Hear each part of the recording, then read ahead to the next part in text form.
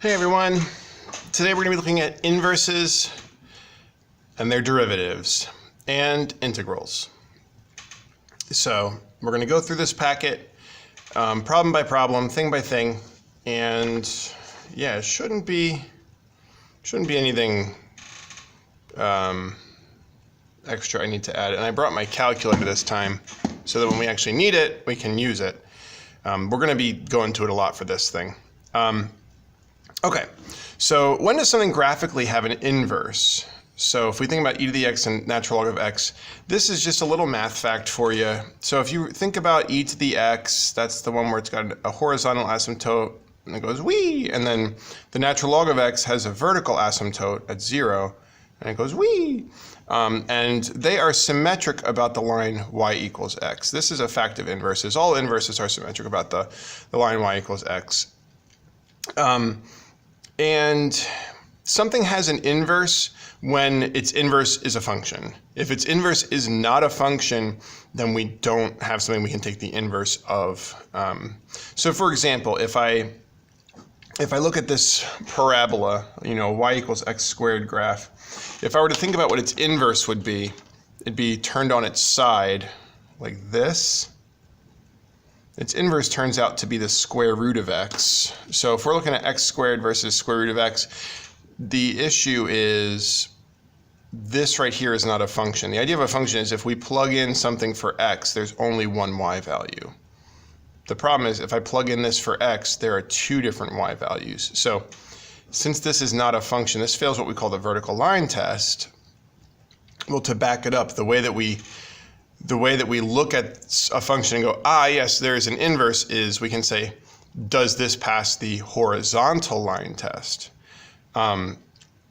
Because if this were to pass the horizontal line test, then when we turn it on its side, its inverse will then pass the vertical line test.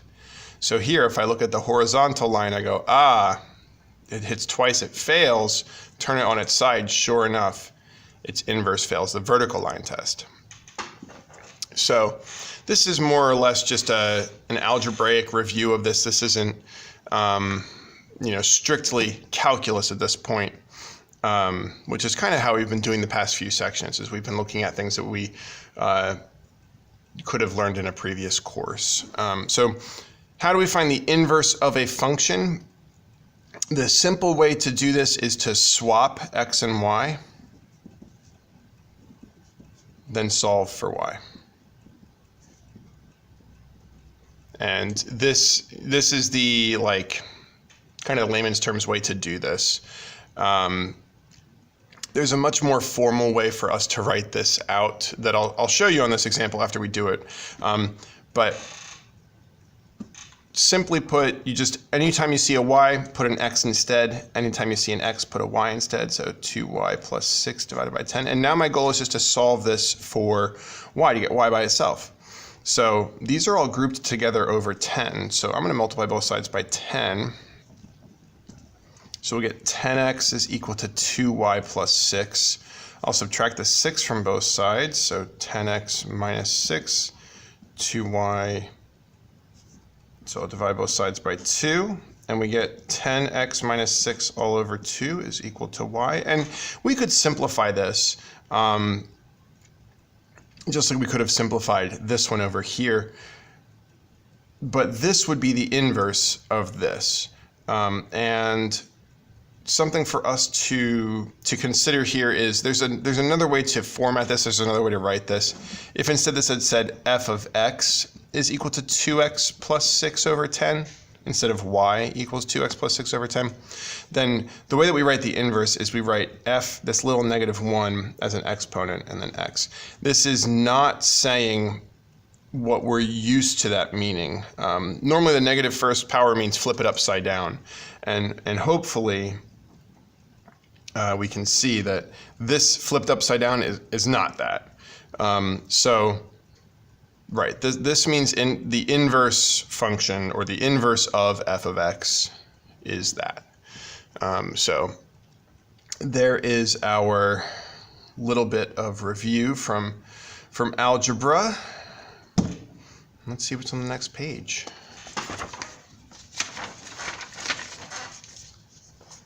Let's see, find the derivative of the, oh cool, now we're doing calculus, of the inverse and the integral of the inverse.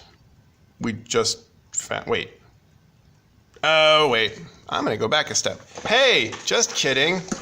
Oh, look at this professionalism. So real quick, let's just simplify what we've got going on here. So if f of x is equal to 2x plus 6, I can put them both over 10 independently.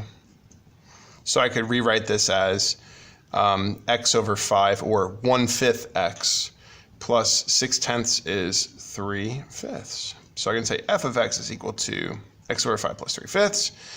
Let's see, let's look at this inverse. If we put them both over 2 independently, we get 5x minus 3. So our inverse is 5x minus 3.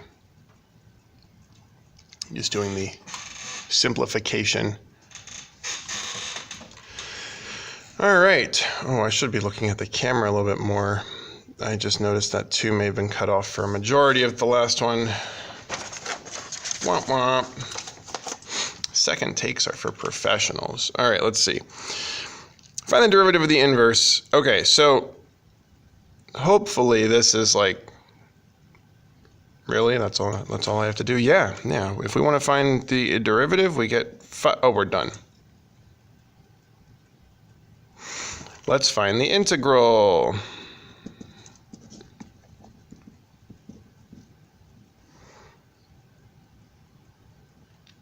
So if we want to find the integral of this, I'm not actually interested, like we're not going to treat this like a full differential equation. We're just going to take the integral of the 5x minus 3.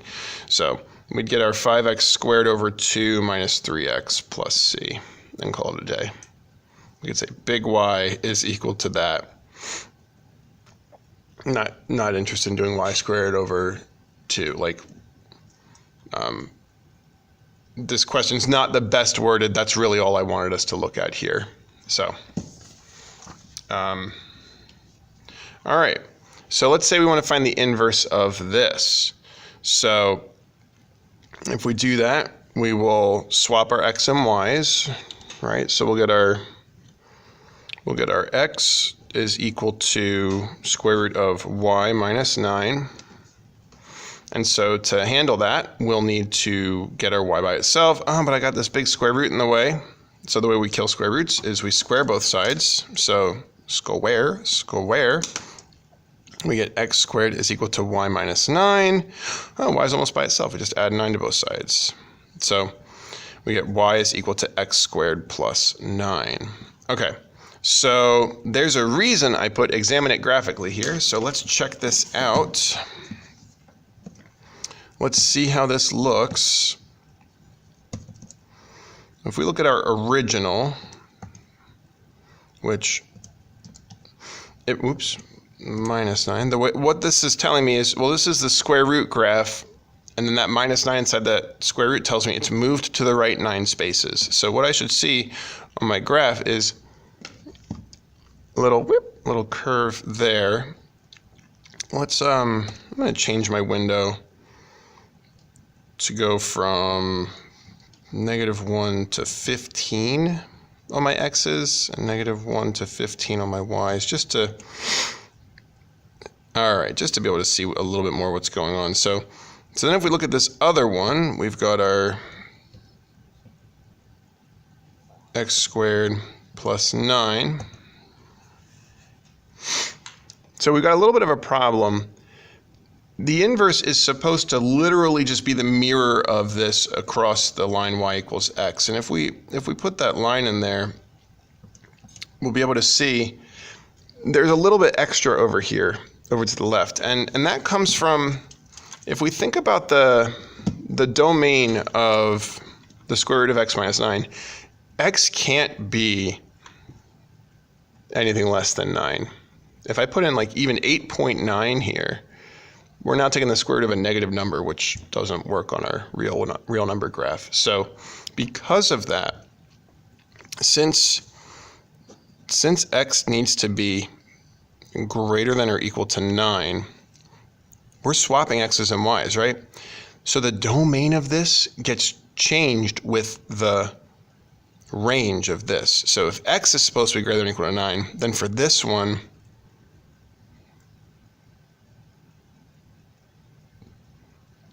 we can almost say that y needs to be greater than or equal to 9. Oh, wait. That's what I meant to say. Okay, so that already happens in our graph. Y is already greater than or equal to 9. The other thing to pay attention to here is if we pay attention to the x's, it goes from 9 and on. If we pay attention to the y's, they go from 0 and up, right? So x is greater than or equal to 9. Also, y is greater than or equal to 0. And so on this one, what's going to wind up happening is y is going to be greater than or equal to 9, which, look at the picture, the lowest y value is 9 and it goes all the way up. But this is also going to happen too. X's and y's trade places, so x needs to be greater than or equal to 0. And so we have to cut off that left tail. That left tail is not going to be there. So that's something that's really important with inverses, is that, yeah, x's and y's trade places here. They also trade places in like what's valid, in what's going to show up. So that's really important.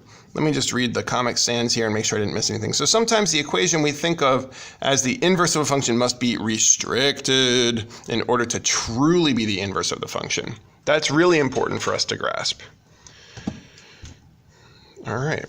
I'm just going to take a little look-see. All right. See more calculus here. Find the derivative of the inverse evaluated at x equals 2. Proper notation for this. Find the derivative of the inverse of x, or inverse prime 2. All right. So,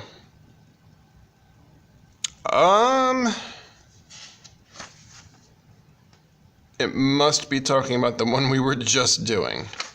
So, just to write it back on the page, f of x was equal to the square root of x minus 9.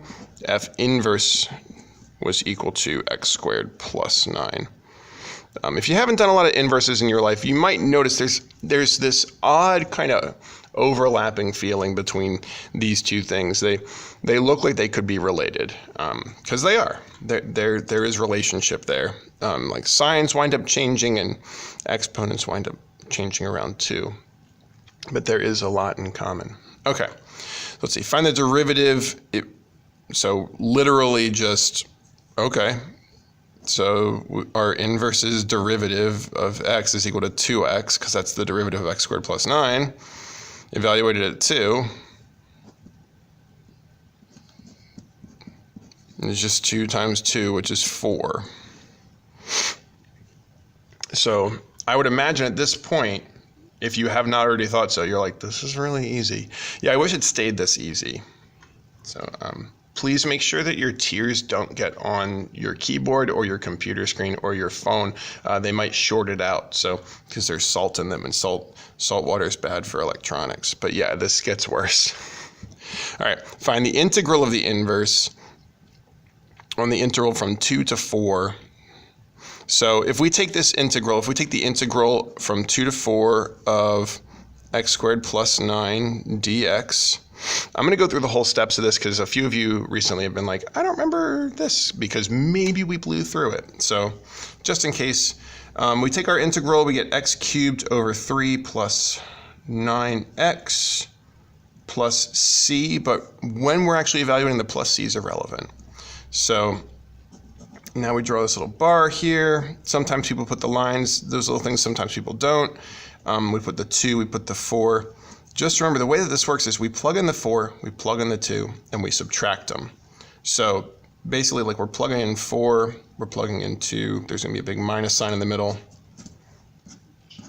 So if I plug in 4, I get 4 cubed over 3 plus 9 times 4. If I plug in 2, I get 2 cubed over 3 plus 9 times 2. So let's see, 4 cubed is 64, so 64 thirds. Nice, simple, relaxing number, plus 36, minus, let's see, that's going to be 8 thirds, minus 18. Be sure to distribute that negative sign carefully. All right, well, let's see, 64 minus 8 is 15. 56. 56 over 3, and then 36 minus 18 is 18. So 56 thirds plus 18. Now, if it's a free response question, we could leave it. If it's a multiple choice question, we would need to be able to get there. So let's just, let's see, 56 divided by 3. I wish that came out evenly. And the way that I know that it doesn't is with division by 3, if you add the digits together, if that number is divisible by 3, the whole thing is. So 5 plus 6 is 11, which is not divisible by 3, so rats. So I'm going to make 18 also over 3. So 18 times 3 is, 54? So we have 56 plus 54, which is 110 over 3. And just because I can, I'm going to double check in my calculator. But I'm not going to double check what you think. Actually, let me just 56. Let me make sure I didn't make a silly arithmetic mistake before we go in and do. Yeah, okay. So I'm going to remind you right now how we can actually do this integral in our calculator. So we go math, and we go down until we hit the fn int. So now, if you're, some of your calculators are going to show this, some of them are not.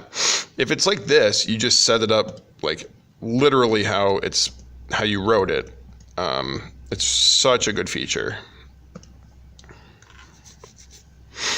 And remember, to turn that into a fraction, it's the math button right here.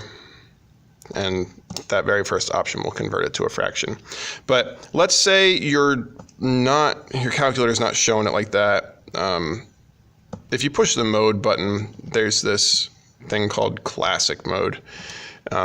This is the way that older calculators will display it, such as the one that I used when I was your age. And if we go back here, now it has this parentheses.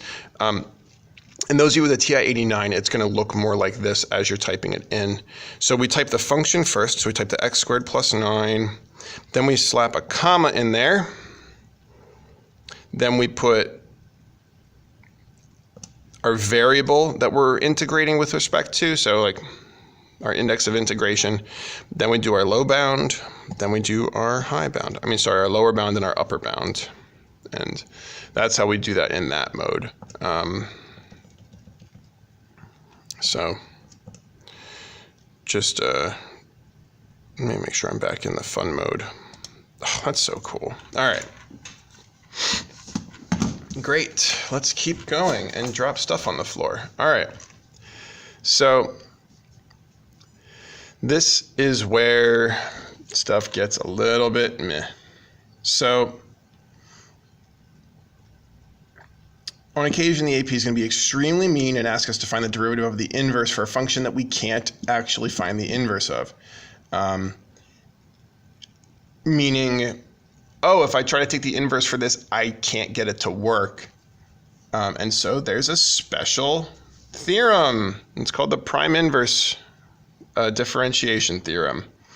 Sometimes people call this Magnum PI. Now, learning it as the prime inverse is really going to help. It's a lot simpler if you remember it as prime inverse, which is why we call it Magnum PI. That was an old TV show. You may not have heard of it, but PI, private investigator, prime inverse. I'm not going to derive this for you. I'm not going to show you where this comes from. If you want that, I'm sure you can find a video. Or if you pester me, then I will probably show you where it comes from. But it's 1 over f prime of f inverse of x. If we want to take the derivative of the inverse, it's f prime of f inverse, so prime inverse. So that's how I remind myself. I go, okay, prime first, inverse inside. It's messy, it's going to be bad. That's why we have our calculator with us today. Here we go.